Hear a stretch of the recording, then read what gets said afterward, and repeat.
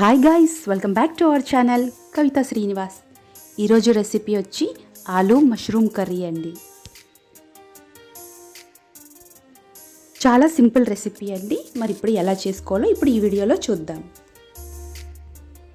ముందుగా ఒక 1/2 kg బంగాళదుంపలు అండి ఇలా చిన్న చిన్న ముక్కలుగా కట్ చేసి పక్కన పెట్టేసుకోవాలి.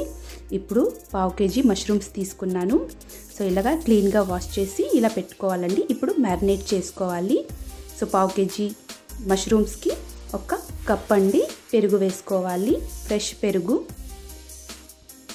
ఇప్పుడు 1 టేబుల్ స్పూన్ అల్లం వెల్లుల్లి పేస్ట్ వేసుకోవాలి. అలాగే 1 టీ స్పూన్ పసుపు, 1 టేబుల్ స్పూన్ కారం పొడి వేసుకోవాలి.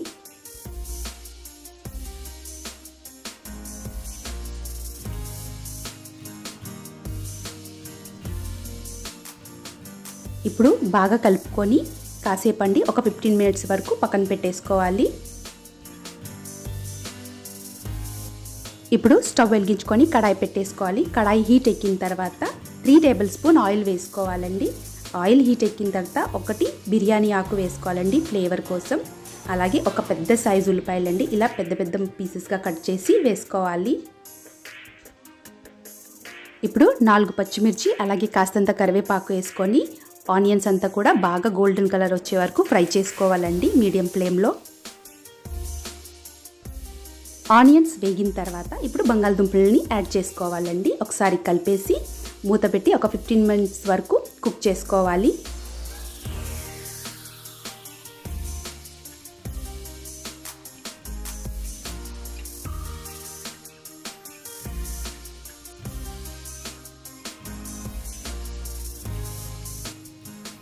ఇప్పుడు ఒక పెద్ద సైజ్ టమాటో అండి చిన్నగా కట్ చేసి యాడ్ చేసేసుకోవాలి.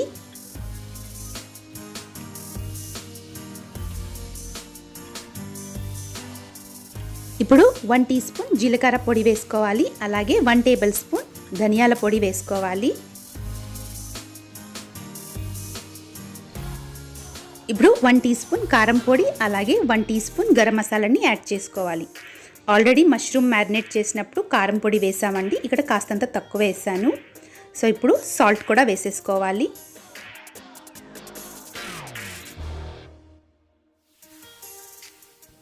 ఒకసారి మొత్తం కూడా బాగా కలిపేసుకోవాలి.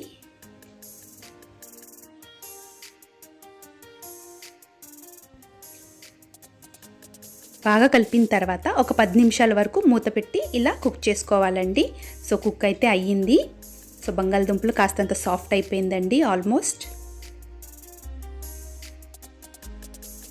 ఇప్పుడు మ్యారినేట్ చేసుకున్న మష్రూమ్స్ అది యాడ్ చేసేసుకోవాలి.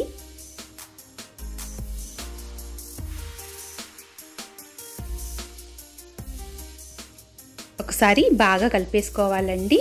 సో మీడియం ఫ్లేమ్లోనే పెట్టి చక్కగా కుక్ చేసుకోవాలి. చపాతీతో పుల్కాస్తో చాలా బాగుంటుందండి. రైస్తో కూడా చక్కగా తినొచ్చు. ఇప్పుడు గ్రేవీ కోసం 1 కప్ వాటర్ వేసుకోవాలి. సో చక్కగా కుక్ చేసుకోవాలి.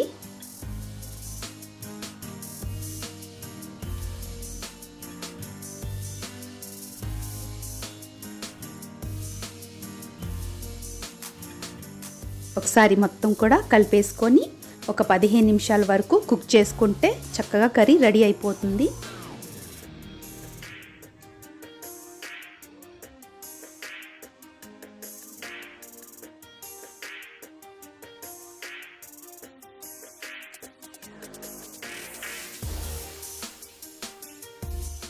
ఒకసారి ఇలా మధ్యలో కూడా చూసేసుకొని అండి.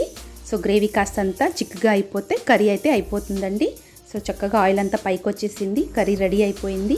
సో కొత్తిమీర కూడా యాడ్ చేసేసుకోవాలి. సో వేడి వేడి రైస్తో కానీ చపాతీ పుల్కాస్తో చాలా బాగుంటుందండి. Simple recipe. సో తప్పకుండా ట్రై చేయండి. Thanks for watching.